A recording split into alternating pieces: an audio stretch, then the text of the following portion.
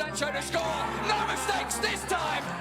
That is a rocket. Royce and another fantastic goal by Marco Royce. Haaland's volley is beautiful beyond compare. Jetzt kommt das Wunder von Dortmund. Foulspiel von Inzo an Götze. Needs to lay it off. We're going to shot away. Oh, what a goal! Welcome back to Dortmund Dispatch. My name is Brian. We're giving Eli a little bit of a break today in terms of hosting. And I'm joined by Ali and Pedro. How are you guys doing? Fantastic. You know what I'm saying? We're having better weather. The snow's gone. It's getting cold for no reason, but I'll take it. And the end of the season, so happy to be on this episode with you guys. Very cool. Yeah, Very it's cool, Canada, Pedro. man. Well, what you're asking for. But I mean, to be fair, here in Brazil, it's winter, so technically it's cold, but it's not as cold as you guys are used to in the north. But yeah, I'm good. Good weekend, except for my Brazilian team, which doesn't help me be very happy in football in general. Even with Neymar here, I thought we were going to be happier. But yeah, we are in 19th place. Yeah, we are on the path to relegation once again, unfortunately. But yeah. Oh, no. But besides that, I'm good. Not depressed at all. That's good. We could be happy about this weekend's result. Closer of the Bundesliga season, 3-0 win and Champions League qualification for our black and yellows. How did you guys feel about the match? Honestly, I'm obviously happy with the win. The first half was kind of like I didn't know how to feel about it. I was hoping that we would take charge a bit more and be less wasteful in our chance creation, but in the second half we tightened things up. We were much more direct and much more positive at the end, and like I said, 3 points, secure Champions League, that's all I care about. Something to be happy about. Pedro, what are your thoughts? Yeah, I'm not.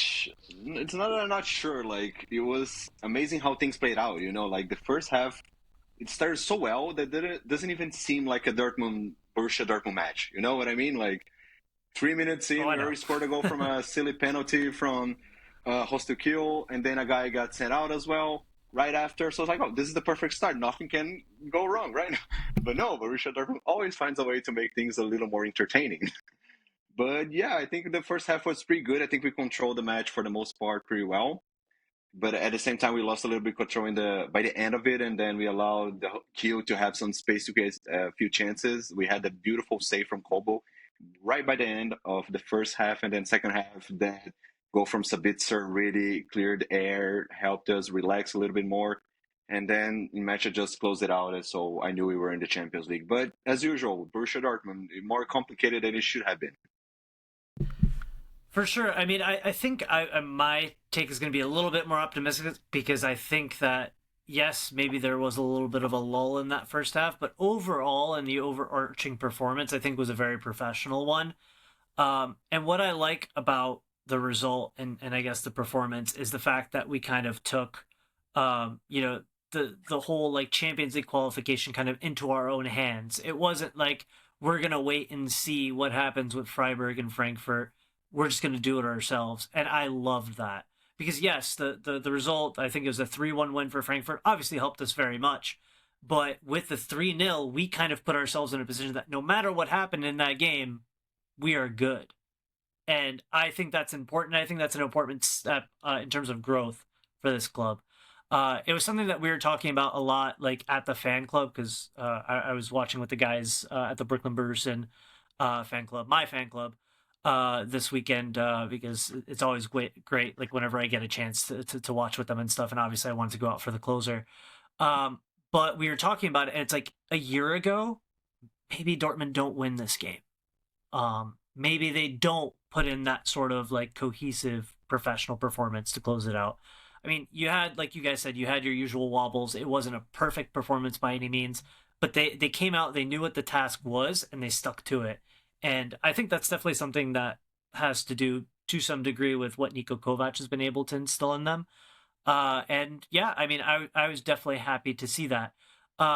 But let's just kind of go over some stats here to paint a little of a picture for our listeners. So, in terms of XG, Dortmund were at 2.43 versus Kiel's 0.81. Shots, it was 19-4. So, very clear who was definitely trying to win this game or wasn't pressed in their own box. Shots on target, 6-2. Passes in the opposition half. This one is crazy. 519 for Dortmund to 46 for Kiel. And I mean, it makes sense. They went down to 10 men, right? So, I mean, they're not really going to be trying to push up too much. Touches in the opposition box, 47-8. Interceptions, 7-10. Tackles, 6-11. Duels won, 37-45. And successful dribbles, 9-3. So let's talk a little bit about the post-match quote, because I did mention Niko Kovac a second ago. And this is a quote from him after the game. He said, "I have done my job here, nothing more. You cannot achieve anything in football on your own. It takes everyone, players, staff, and fans. That's crucial. I am simply happy, but no satisfaction." So I think that was kind of a bit of the theme that we had after the game. Like, you had a lot of the players, very much happy that they had qualified for the Champions League. But, Gregor Kobel and other players came out and did say that, this isn't really a time for celebration necessarily. Yeah, we're happy, but this is not the standard we want to be at. How do you guys feel about Kovac's quote, and I guess the players' reaction to these questions about like, oh, celebration and all that? Like, what are you guys' thoughts on that? Honestly, I think it's the right mentality to have. But I do think that you have to enjoy the moment, because just a few months ago we were wondering if we would be even able to catch up and put ourselves in a position for Champions League.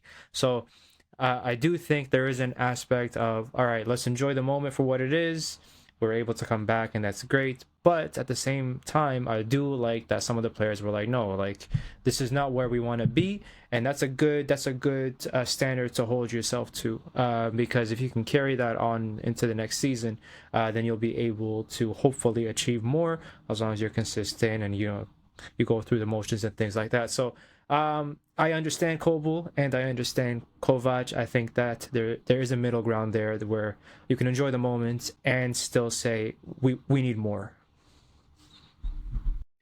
Yeah, no, I agree with Ali, and I think what I said in my earlier article on BB Buzz about it, it was an opinion piece about how the Kovac thoughts on the match and the whole qualification to the Champions League thing doesn't align with the board.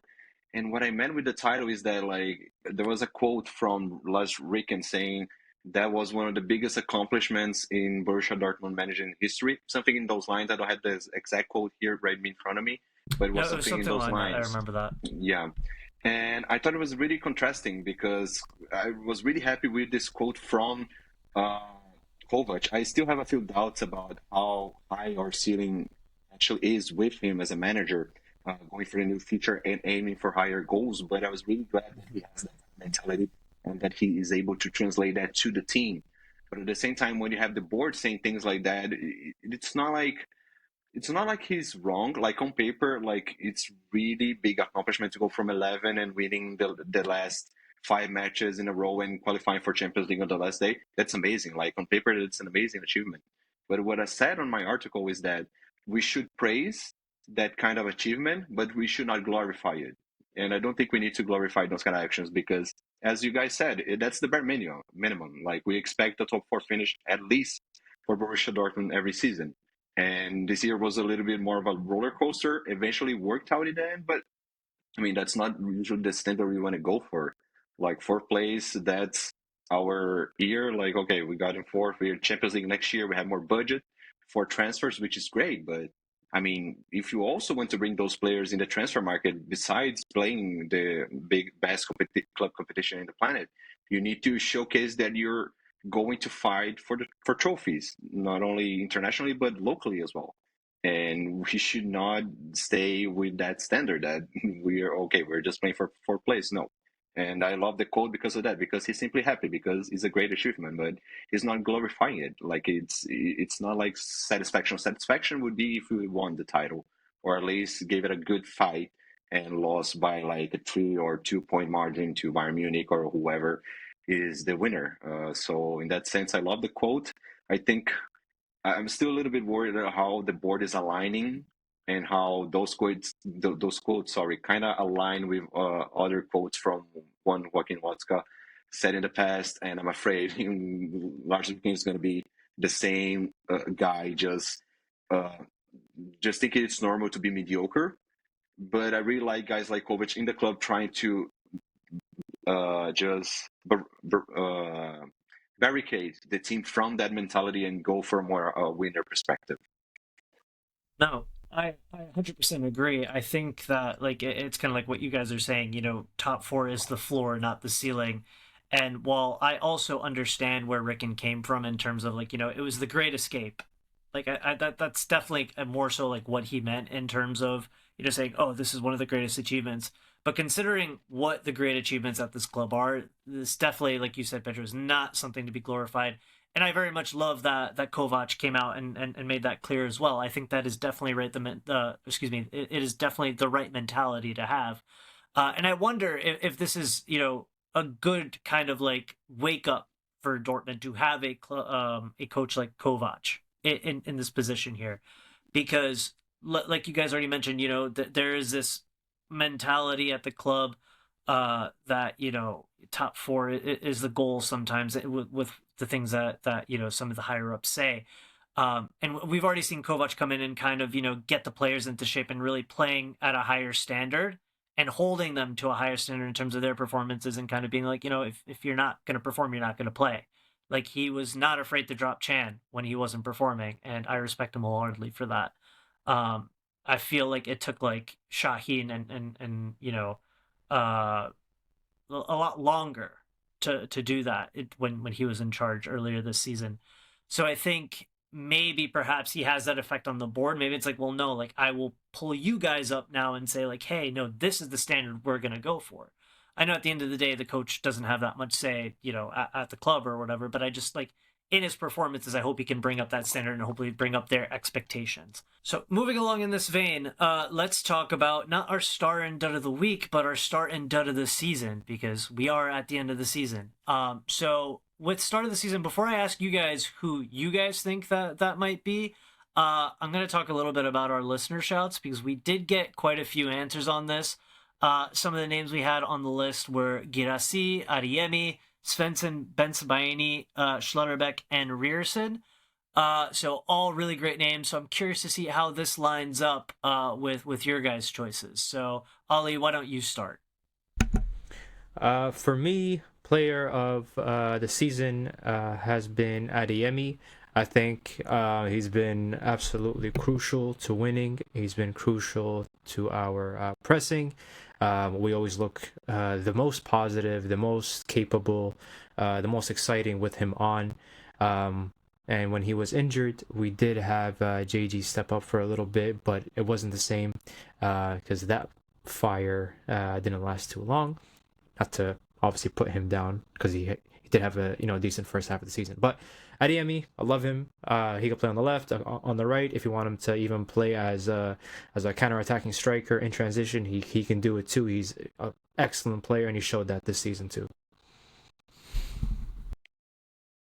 For sure, and I think that you could also even give him a shout for most improved. So for me, like I really love the step that he's taken into this season, and added a lot of things to his game that we haven't seen in previous seasons.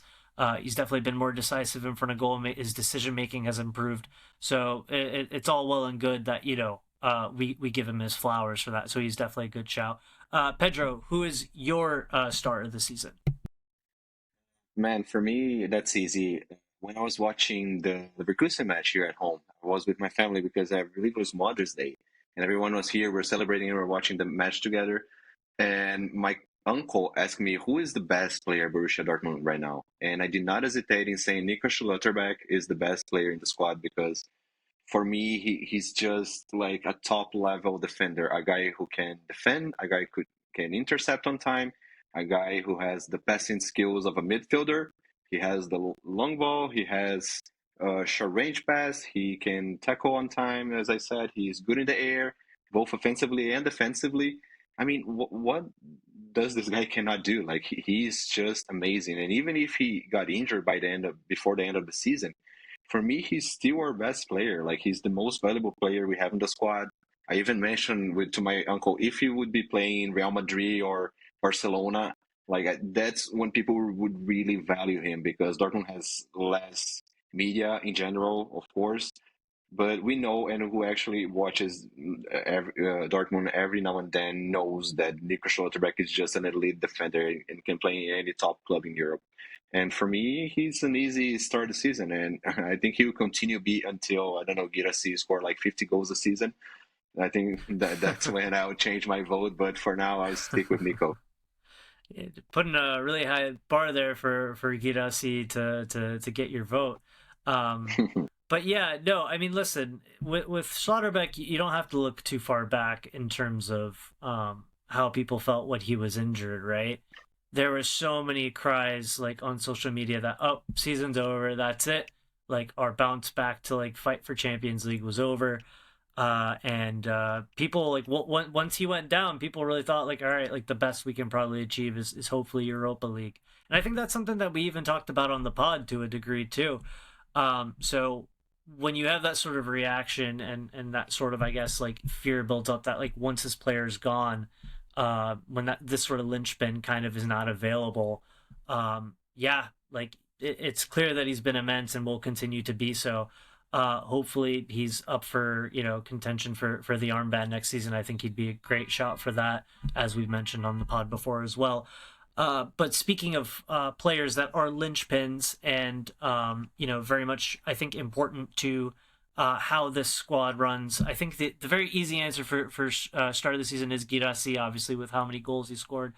But I'm going to go with one of the shouts that our listeners put in, and that is Julian Rierson. I love the guy. I talk about him all the time on this podcast. I think that he is definitely the type of player where when Dortmund is struggling, he is always the one that is still trying, that is still like angry about like, something like not going well, or like he's always putting in the energy. And not only that, it's not even about the amount he runs now or any of that at this point. On top of all that, on top of his ability to constantly be an absolute workhorse on the pitch, he's also upped his game in different areas. And I feel like from season to season, we've seen him progress from the player that we saw come in from Union Berlin to the player that he is now. He is a very, very strong fullback at this point. And I think that, coming in and wearing, the 26 after Łukasz Piszczek, that is a big burden to take on. And anyone who's going to come in, and wear that kit was going to get the biggest scrutiny for me, because Piszczek was my favorite player. So I really think that what we've seen from him and his progression overall and how he's gone from strength to strength, that overall and overarchingly makes him my start of the season, because even in a season where Dortmund have struggled, he's still come up and provided the goods. Not every game has been perfect, but no player's game is perfect. And I think that he, just like the other two or the other three players that we mentioned here, definitely deserves his flowers as well. So big shout out to Rierson. And yeah, start of the season for me, easy. No, I completely agree. And that's a guy that can do it all. Like he can go to the flank and go to the byline and cross to a beautiful assist to get a C. He's a guy who can defend well. He's a machine in terms of physicality, and his motor is just amazing how he goes forward.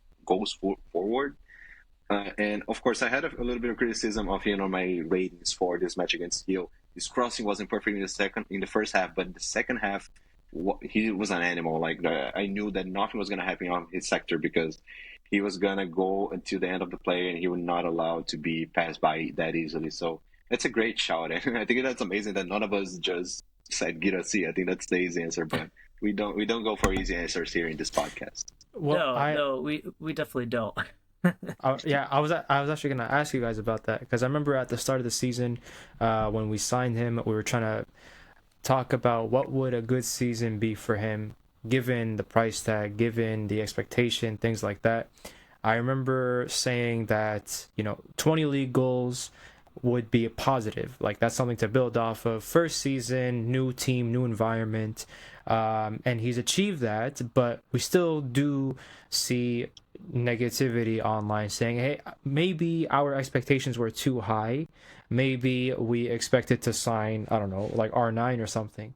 I say we as a collective fan base. Pedro laughed at that. But like, what do you guys think? Because I think, for a bit of time I did think, hey, you know what, I wanted more. But then when I sat and thought about it, I'm like, you know what, this is what I wanted from him at the start of the season. I wanted 20 league goals. Like a Champions League, he was great, but I just wanted 20 league goals, and I hoped that would be enough to push us into a title race. But I didn't think that Bayern would be this good, to be honest. But that's a whole different thing. But yeah, what did you guys think of his season? Not just in the league, but as a whole. So with that, I mean, for me personally, and I'll eat crow on this very, very, very fast, because when we were looking to sign Girassi, I had my reservations, and I think that was because that was his first season at Stuttgart where he had actually shown those type of numbers. Like if you looked at his numbers from playing in France or even previously in the Bundesliga, like, they weren't that, like, they were nowhere near that. It seemed like a fluke season. Clearly it was not, because now he's done it 2 seasons in a row and he's very much proved me wrong. But obviously, like, when you watch the player, you did see that there was quality there. So, my expectation was maybe 15 goals in the league, 10, 15, especially because, with Dortmund, your production should still be good regardless, because you have all this talent around you, right? At the end of the day, yes, the player has to finish, but when you're around all these other players that play well, your game will be elevated. But I really do have to give him credit, because not only did he show 100% in his class, he also did it under the circumstances that we've seen this season, and that's in a Dortmund team that was overall struggling. This is not like one of the better Dortmund teams we've seen in terms of performance. Like this was this was like a few results away from being almost as bad, if not worse, than Klopp's final season. Let's be honest. So for him to come out and do that and still put up 30 plus goals or whatever it was, I forget the exact thing. I think it's like 33 over both competitions. That's pretty dope. Like, that's pretty awesome. So, yeah, hats off to the guy. He is very much a class striker. But yeah, there 100% were reservations in the beginning, because when you see a player that, like, it seems like an anomaly for that to happen. But yeah, I mean, he did great. Pedro? Nah, yeah, I think first of all, I just gotta say, I mean, comparing Girassi to R9 for me is just bananas, because man, R9 for me is one of the best strikers ever, period. I agree. I Not agree. Girassi, but damn, man. 100%. 100%. I'm just saying that was just like, I'm not sure who the fan base thought we signed. That was what it is. But sorry, keep going. No, that's true. No, I totally understand. I just wanted to make the joke. But yeah, I sign under everything you guys said. I think the expectations with Girassi were high. Of course, when we look at the numbers and you go through his whole career, as Brian said, it's an anomaly, and it's really weird a guy had a season like that when he was only 28. And normally you would expect, like, okay, we have late bloomers, but I mean, in terms of process and how you administrate or manage the football department, that would not be the wisest decision in every club. But I think they took a good risk with him, and it was a low one because we didn't pay much as we paid for Aller, of course. But of course, his decay in black and yellow was not his fault. We had the whole issue with his disease and everything, but he scored a good amount of goals for us. But with lower price tag under his name, and more, of course, was a more shaky season because of how the team behaved and how the team did not adapt to Nuri Sahin. It was supposed to be a more difficult environment than Haller had to score goals, and even so, he overperformed our expectations. And of course, he's not the perfect striker. He's not the guy who's gonna do, like, protect the ball and play the perfect pass like Harry Kane does for Bayern Munich. But he's the guy that that if he's in front of goal and he's a good chance to score, he's gonna score. Of course, like games like the one in Barcelona for the first leg of the Champions League quarterfinals are going to happen. That was probably one of the worst performances I have seen from a striker ever, honestly, because that game was bad. We love Girassi, but that game was really bad. But I mean, overall, really good, and we know that we can count on him to score the goals, and the chances are going to get created. Hopefully, with Ryan Cherky on the realm, I'm really hoping that he comes to Dortmund. But yeah, we move on. For sure, we'll see with that soon enough, I'm sure. Moving on to our next section. Once again, this is not the dud of the week. It is the dud of the season. So let's see here. So some of the shouts we had here from our listeners we wanted to put out here. Marcel Sabitzer, Valdemar Anton, Nuri Shahin, Jan Kuto, and Giovanni Reina. Kuto, I'm sure, hits you deeply, Pedro. But I had to put that in there fair. Regardless. I'm sorry. That's fair. That's fair. No problem. So let's actually start with Pedro this time. Who is your dud of the season? I mean, man, it's really hard because we have a lot of options. Of course, you could go like the most obvious answer with Nuri Shahin.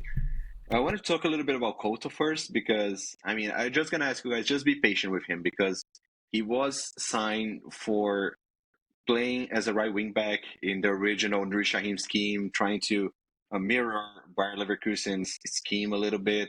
At least that's what I thought he was trying to do, and on paper, it really looked like it.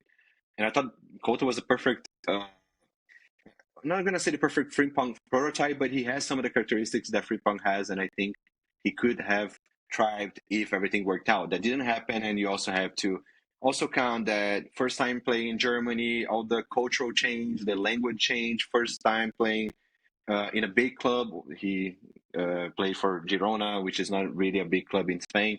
They finished below mid-table this season as well after the amazing season that they had a year ago.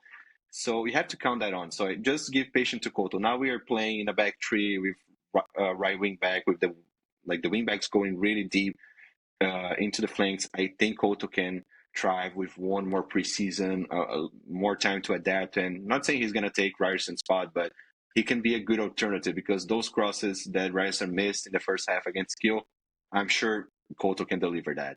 But now, real quick, for my dud of the season, I think Marcel Sabitzer is my dud. I mean, if you compare the season he had a year ago for the season he had now, all the injuries and all the uncertainties, we saw him playing out of position.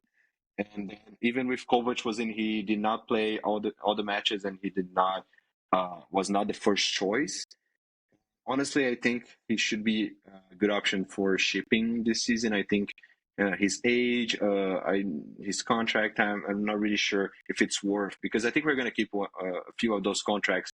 They're going to end by the end of 2026 season with Brandt and Richan. I think we're going to retain both of those guys. And I think we're going to need to ship one of those names eventually. Also Niklas Sula as well, but I think he's staying. So for me, Sabitzer, comparing the season he had a year ago and then this year, which also it's not totally his fault, but for me, he's the biggest loser of the season and therefore the dud for this season, in my opinion. Sabitzer is sadly a good shot as a casual Sabitzer enjoyer from last season going into this season. I was also very much disappointed in his performances. There is obviously a talented player there, but for the reasons that we've kind of already mentioned, with the just like the tumultuous season that we've had, and on top of that, it lapses from him, like we just haven't seen the best Sabitzer that we could. So that is obviously a very good shout and very, very apt. So Ali, let's go with you now. Who's your dud of the season? So I'm torn between two at the minute. I was originally gonna say Couto, but I know it's through no fault of his own. Pedro, just hold out. Just give me a second. So we know that I'm a big. I'm just saying. Yeah, we know that I'm a big La Liga guy, and I was very excited, right, when he signed with Dortmund, because I just saw him have an amazing season. He's extremely capable, really, really technical, and he just couldn't find his feet. And talking, I guess I mentioned earlier with like what we expected from Guirassy versus what we got. I think what I was expecting was somebody who would take a few months to get adjusted and then take off, and be that like player that we saw in in Girona, and we just didn't see that yet. Don't think it's his fault though. Like Pedro said, new environment, new teammates, new system. He's had 3 managers technically this season, so I'm gonna give him the benefit of the doubt in terms of that. But I do hope that he stays in the summer and that he does find his feet, because he's so good. He is so good. All right, now the other one, someone I've lost hope in, to be quite honest. Brian's already laughing. For me, the dud of the season, like the number one, is Gio Reyna. I feel like he had an opportunity this season, especially more than the previous ones, to fill a gap in our 10 rotation, in our attacking mid rotation, and he just didn't do it. He wasn't performing enough. He'd have glimpses, and honestly, like I said, I'm over the Gio Reyna hype. We've had a number of years with him. He's still young. He can still turn his career around. Yes, for sure.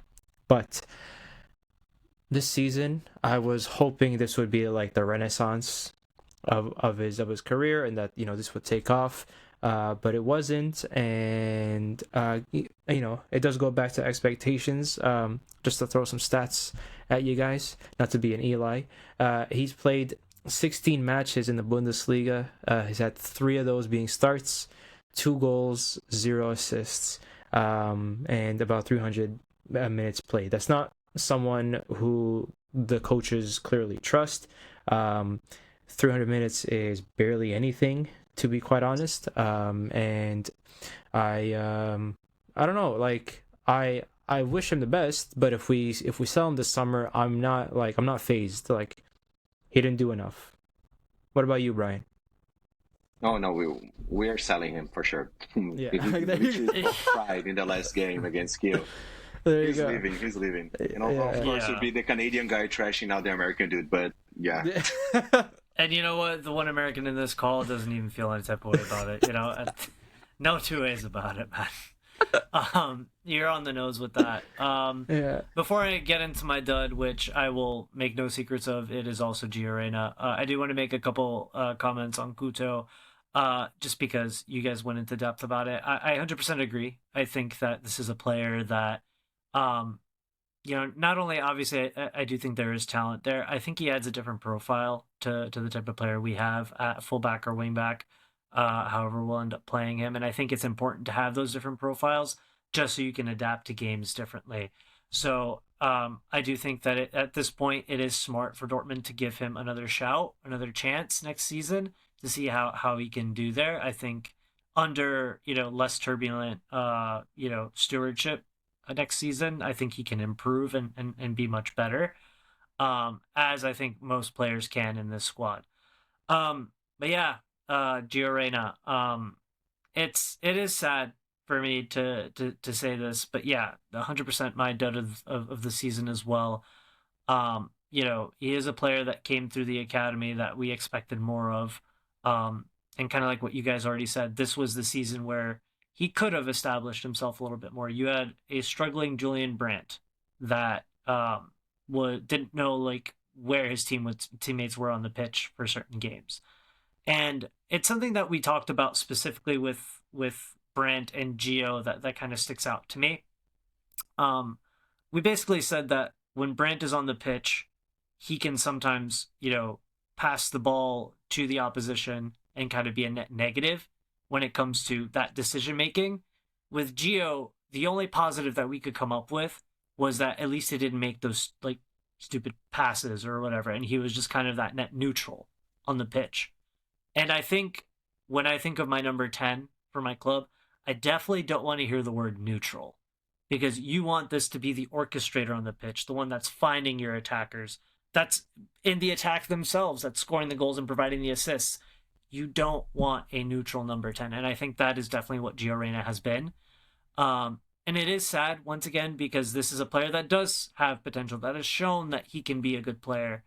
But I do think it is best for Dortmund and Reyna at this point to part ways so that he could restart his career and really move towards just reestablishing himself, because he's still very young. We've seen many players leave Dortmund in the past and go somewhere else and reestablish themselves and have good careers. Isak, Marino just come to mind specifically as players that really didn't get much of a chance or a shot at Dortmund and went elsewhere and were able to do it. And I still think he's able to do it. And I think this could be a good lesson for him to go to his next club and kind of just improve on the mistakes that he made here. Just take it as a learning experience. I also wish him all the best, obviously. You want him to be as good as he can be so that he can translate that to the national team. So, yeah, I mean, I wish him all the best, but it definitely is time, I think, for Dortmund and Gio to separate. Right. Actually, before we change the subject, I would like to bring two things. I think it's amazing that none of us chose Nuri Sahin. It's amazing how none of us chose Nuri Sahin despite how bad his spell as a Dortmund manager was. But yeah, and the other guy that we have not mentioned, even the fans did not mention, but I think we should think about it. It's Jamie Gittens as the dud of the season, because the expectations we have Pedro. That is controversial. Come on, no, think about it. The expectations we have. I'm not saying he is. I didn't name him, but the expectations we have for him against the reality. I mean, he has a really good first third of the season, and then after that was downfall almost. Mm-hmm. So I think from the ideal Gittens that we're expecting this season, from what we saw in the first third, from the one that finished it. I mean, I was expecting him to be sold by Borussia Dortmund by the end of the season by 100 million. And we might not even get 60 for him. I think I'm not saying he is, but he was not mentioned, but because of the thing that were said, the expectations against reality. It's just completely different guys from the first part of the season and then the rest. I think it's a fair point to bring him up. But when it comes to that specifically for and I'm sorry, I think I just cut you off, Ali, but I'll be brief. I think the thing for Gittens, for me in particular, is the fact that this fall off seems to be more so because his head is now turned to a degree. In part, this is obviously in part that it seems like he's already kind of established that I am out of here at the end of the season. So he's kind of just all right, it doesn't really matter as much. That's the vibe I get to a degree just from the body language and the performances. But this is also something that we've talked about when it comes to Gittens on numerous occasions at this point. This is a player that is, I don't want to use the word one-dimensional necessarily, but he does have that cut and shoot type thing that he does that maybe perhaps teams have figured out a little bit, People have had enough time to watch him do that, and when that doesn't come off, I don't see that much from him otherwise to kind of compensate for that. Yes, sometimes he will put in a good cross and all of that, but I don't think we've seen enough diversity in his game for us to warrant crying about him leaving necessarily. Because my opinion on the whole thing is, I'm okay with it. I don't think this is a player that's worth 60 million euros, and maybe that's controversial. I don't know. But this has been the best season that he's had for Dortmund, and yes, you're very much right, Pedro. He has fallen off. All this to say, I wouldn't necessarily call him a dud personally, and I know you're not either. But there is an element of disappointment there when it comes to him overall. Ali, go ahead. Oh, I was just gonna, I guess, echo you at this point, where he is quite one-dimensional. He's not someone that can consistently, for example, go to the byline and put a decent cross in. He gets really trigger happy, and excuse me, after that first few months, people, like you said, figured him out, and he didn't really adapt his game. I always bring up the game against Barca in the group stages, where Koundé just kept showing him the line, and JG had a horrible game. And from then on, I feel like most of the right backs just took note of it. They were like, he's gonna cut right eventually. It may work, but if you can send him down the line, it's gonna suit us way more. And he just hasn't adapted his game past that point. I did say he will leave because he looked like a player that wanted to leave. And if we get some Fazuls out of it, I'm I'm saying I'm pretty happy about that. Yeah, I do agree. Not a dud, but it did have a fall off. He did have a very heavy fall off. His performances, his confidence, he was holding onto the ball way too much. He actually has a problem with releasing. His passing game is very like average, if that, in terms of like actual creativity. So yeah, he's someone I expected to leave at the end of the day.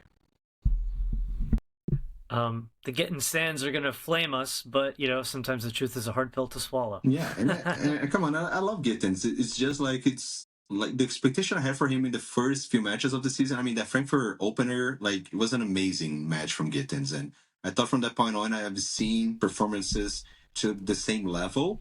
The Real Madrid before Nuri Sahin blew up the whole thing, Gittins was putting fire in that match, and I was expecting 100%. great things from him, but. I mean, from what I thought he was going to be, from what he became, I think 60 million for his ceiling, that's fair, especially how young he is. But he still has some defects in his game that needs to be improved. And I think on the right team, with the right manager, he can improve to be a top winger for sure. But I mean, it's just a matter of expectations versus reality. Like he did not took off as we were expecting from the first third of the season. So I think it's a fair shout, but not my dud.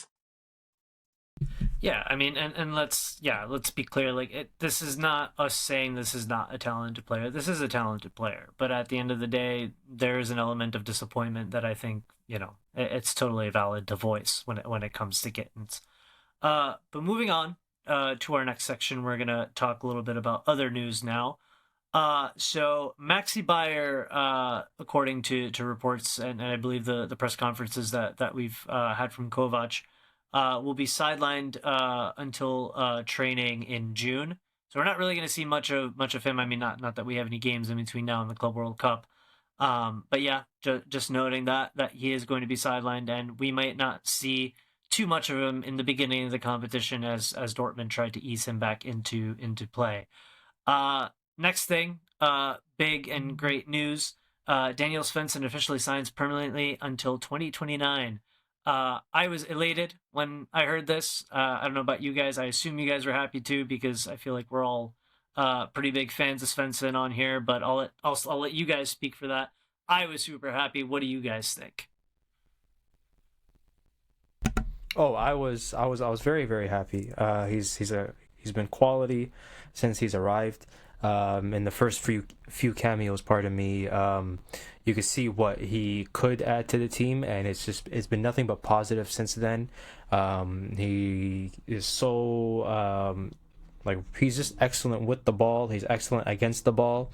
We saw him do very well against arguably the best player right now, Yamal. In the home game during the knockout stage.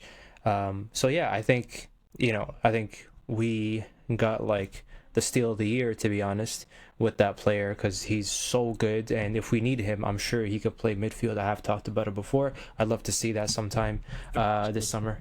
Yeah, he looks so good, man. But Pedro, what do you think? No, yeah, man, I love Daniel Svensson. So I think that's the cost benefit with that transaction was great. We paid a very low sum for him, and we ended up having like an amazing left back / left wing back. And I'm great that we've found some value. It's such an important position.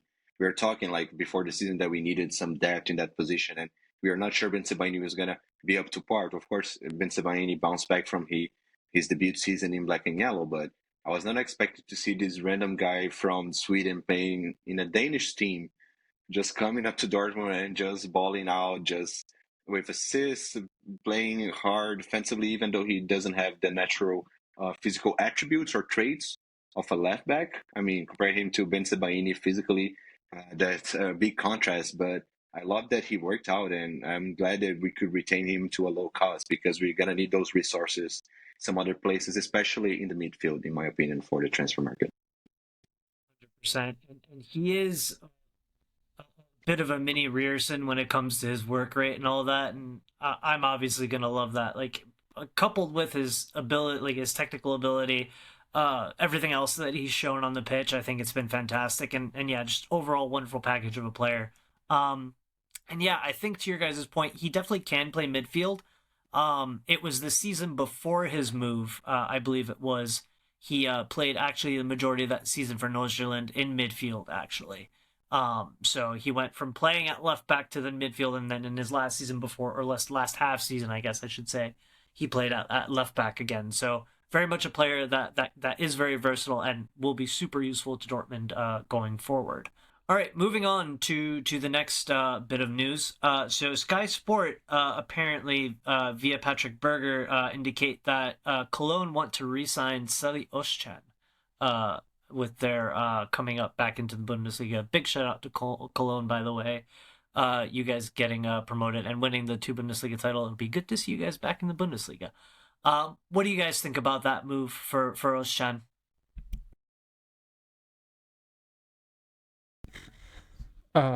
Honestly, like if he goes, that's all right.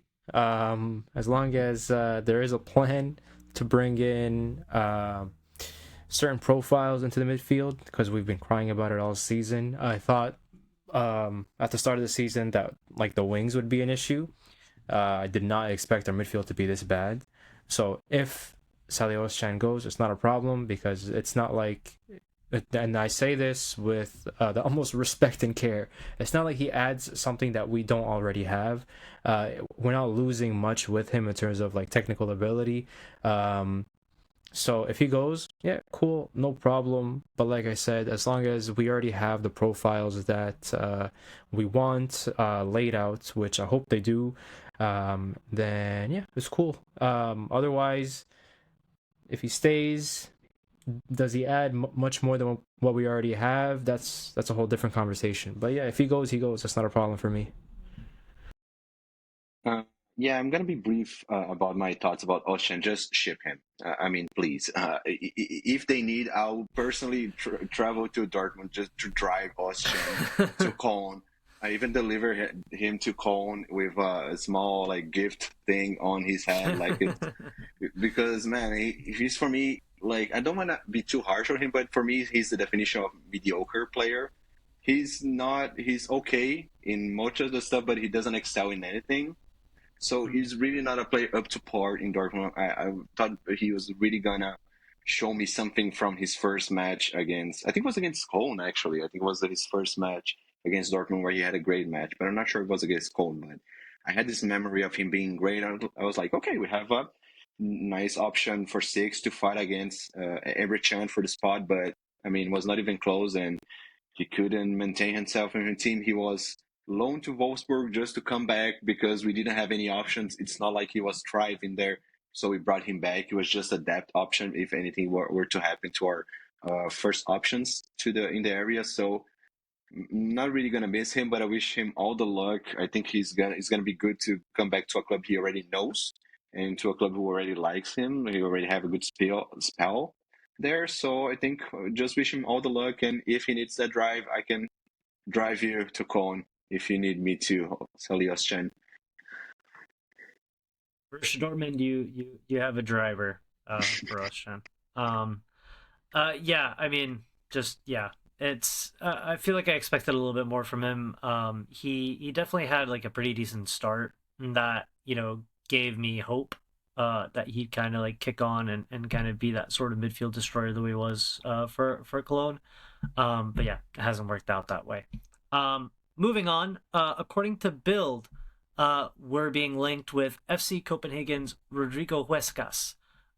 He is a attacking fullback and has scored 1 goal and has 2 assists in 19 Danish Superliga appearances this season. So with regards to that, do you guys think moving for an attacking fullback is a good move for Dortmund, and what needs to happen to make something like that a reality if it were to be a reality? I think for me, it's obvious that like young Koto needs to leave for that to materialize. Of course, it's also built, so I don't take that too seriously. But I think that's the only like scenario for him to come. I've seen his numbers. Like he played a lot this season. He was basically a starter for Copenhagen. Played against with Ramaj at Copenhagen as well. So I think it could be a good fit. I couldn't see actually his stats at FBref before this episode.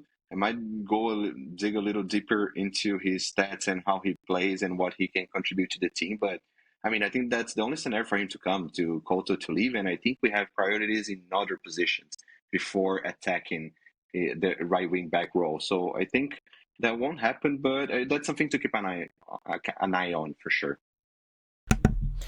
Yeah, honestly, same thinking. Kuto, sorry, I would either have to leave or be told that he's going to be a right winger from now on, because I don't see any reason to bring in another right back if you already have two, unless you're planning to utilize one somewhere else or ship him. So I'm happy with our selection right now. I still think Kuto has more to give, like I said before. And I don't know too much about this guy, to be honest. So I'll do my research and maybe we'll revisit this if this is even real. For sure. And I agree with you guys. I think it doesn't make sense to bring in another attacking profile when we already have that. So, and even if the rumors with Bensebaini leaving for Marseille or wherever it is that he was linked to, materialize, I don't think that's the kind of the profile that we should be looking at. So quick and easy there. Moving on. So we do have more news about Joe Bellingham. They've intensified their attempts to sign him. Even going out to as far as to meet him and flying out with, I believe it was Ricken, Kiel, and Kovac. All of them went out to have a discussion with the player. So that seems to be moving on a little bit more strongly. I think we've already kind of briefly talked about what we think about him as a whole as a player. Do you guys have any comments on this? John Bellingham, I think that's an interesting link, and of course, having clubs like Leipzig and Leverkusen make me a little more confident that would be a good signing. But at the same time, I watched the second leg of the playoff against I forgot the team. Damn, what is the team again? Anyway, before they qualified for the final in Wembley, I was not impressed particularly. I think it was okayish off the ball. On the ball, I thought it was a little bit. I was expecting more. I think that's what I mean. But I'm gonna watch him at Wembley on Sunday. You're gonna actually just find out if Sunderland will come back to the Premier League. But I think would be a good for Dortmund fans to tune into that match and to see what they have in Joe Bellingham, because apparently he's the top target for the offseason. So I think we need to get used to the idea. According to reports, Dortmund doesn't believe they are in pole position, according to Patrick Berger, but they're still gonna insist a lot on him and having other clubs. Of course, Leverkusen has Champions League, Leipzig don't. So I think we are ahead of one of those if we were to sign Joe Bellingham. So I think it would be an interesting signing. I mean, nice connection with Jude Bellingham. I don't think he's as good as a player as his brother was, but of course we're gonna see, and I think that's an interesting investment. I think it's a good profile. We're just gonna figure out what his ceiling will be in black and yellow. Yeah, honestly, I think is he better than his brother? That's a whole different thing. I do think that he's a better passer than Jude. I like him more on the ball personally, but there is the aspect of, will he want to come to Dortmund and be in his brother's shadow in some ways, or will he want to step out of it and go to a different club, new experience, things like that. So I think he's a good player. If they sign him, amazing. That's great. It does help with the distribution problem we have, because like I said, I do think he's a decent passer. I don't know the stats, obviously, but I don't know. On the ball, I like him. So if he comes, great. If he doesn't, there's other players. Yeah, I mean, just to be brief on him, I think, Ali, you hit on a point that's kind of been talked about a lot recently, and that's kind of the whole coming in and kind of being in Jude's shadow. But it's interesting because I do feel like Job and the profile that he provides, he would actually finally be the Jude replacement that we've been looking for. I think he'd be a pretty fantastic box to box option for us. So I do hope that Dortmund managed to get this over the line, and we can see him in black and yellow. And I for one will definitely not try and judge him necessarily based on his brother. Like I think that most people should, looking at this player, look at him objectively and kind of judge him for his own merits if and when it is that he joins Dortmund in the future. Just a brief note, moving on to another Sky Sport link. I think it's Dortmund, Frankfurt, and Leverkusen that are in for a specific Victor Froholt from FC Copenhagen, actually, funny enough. He's a player that I actually did a piece on for GGFN, and I'm a very big fan of the player. Since I've been doing my research on him, I think he'd be a fantastic target. Also very much that sort of box-to-box player that Dortmund, or could that fit that mold of a box-to-box player, I should say, for Dortmund if he were to join. He's a very athletic player. He's able to dribble. He's very good at tackling. And he's also very good at riding out tackles. He's not very easy for other teams to fell. So I think he'd be a very good, especially at his age 19 addition to Dortmund, because there's a lot of merits to his game. He's also very energetic and very dogged in his mantra and the way he sort of imposes himself on the pitch. He's constantly running, just complete powerhouse and full of energy. So I think that is a fantastic profile for Dortmund to look into. And I'm sure we'll talk a little bit more about him as we go on throughout the summer transfer window if that move materializes. But the final transfer I wanted to kind of bring up to your guys' attention specifically is Dortmund's links to Freiburg's Ritsu Doan. So we asked our listeners this past week what they thought about this sort of deal. 60% said that, with regards to the fee being 2025, they would pass on such a deal simply because they feel that's a little bit too much for him. 40% said that he could be a decent signing. What do you guys think about the possibility of Doan joining Dortmund?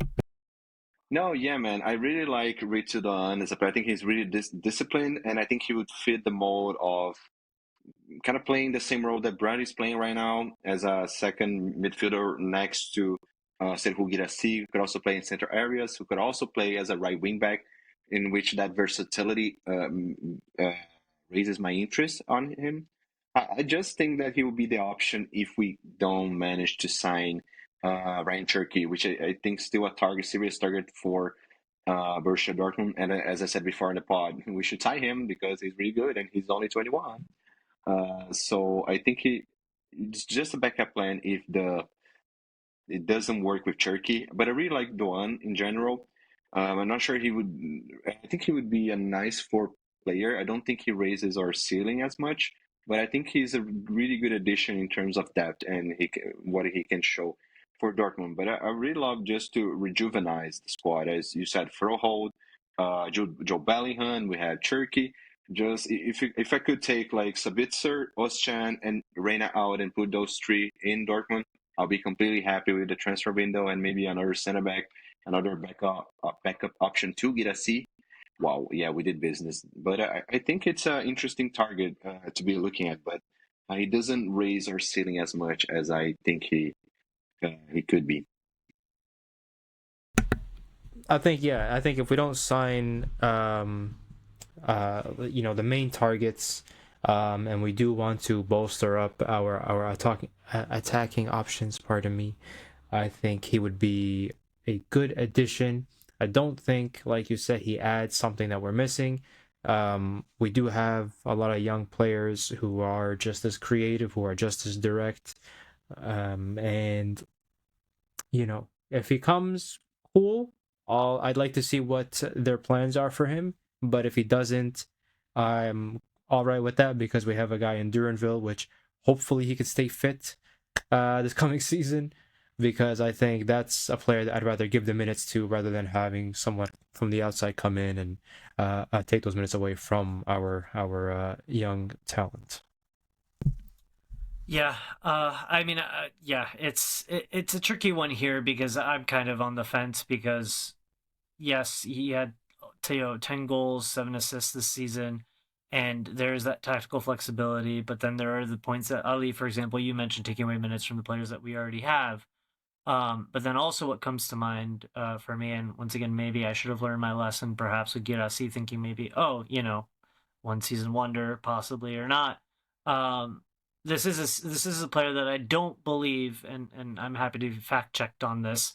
I don't think he's had a season just quite as good as this at his time with Freiburg. And I mean, granted, he is playing for Freiburg, so um, you know, playing for a team like Dortmund may open him up more to be more of an attacking outlet. And yeah, I mean the 10 goals and 7 assists that I already mentioned, those are great numbers for a player like him. I just don't know if he recreates that. But if we do sign him, I'm happy to be proven wrong. But at the end of the day, I do feel like there are other targets. I mean, Pedro, you mentioned Cherky and all of that. I think there are other ways that we can solve our problems than paying 20 or 25 million euros for a Bundesliga player again. Not to say I'm against us signing, top tier Bundesliga talent, but I do like the fact that we are moving towards diversifying that a little bit more and looking at players like Froholt, Westgas, and whoever else that aren't necessarily from the Bundesliga, not necessarily from the top echelon of these top leagues, just because that's kind of what we made our name on, being really creative with our transfer policy. But if we do sign him, obviously, wish him well and hope he performs well, but I guess we'll see. But on that note, that'll be all for us on this episode. Thank you guys very much for joining me. I know it's been a long one. It's been a long day for all of us. So thank you guys for being on this one. Is there anything you guys want to plug before we end the episode? I want to plug all of our socials. We are Dortmund Dispatch everywhere you consume content. Instagram, TikTok, Blue Sky. We also have our second page, the Bundesliga Dispatch, where it has all of our content from both this podcast, Dortmund Dispatch, and our second one that we recently launched in the Bundesliga Exchange. So we got so much content and more coming, especially this summer. We got a lot of ideas. So check us out everywhere. Give us a follow, a like, a subscribe on YouTube. Thank you so much. Please do. Pedro?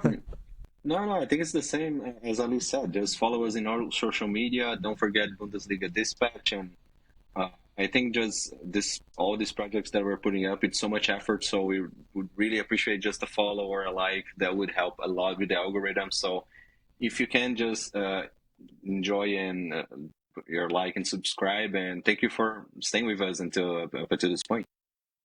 Yeah, absolutely. And I would also want to put out a thank you to our listeners for the ones that interact with our polls and everything on Instagram.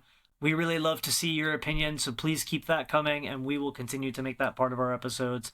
We definitely have a lot more of that down in the pipeline that we'll be sharing with you guys, and we definitely want you guys involved. So very happy for you guys to continue to engage with us in that way. So thank you for doing that, and like Pedro said, thank you for being along the ride with us and just chilling with us.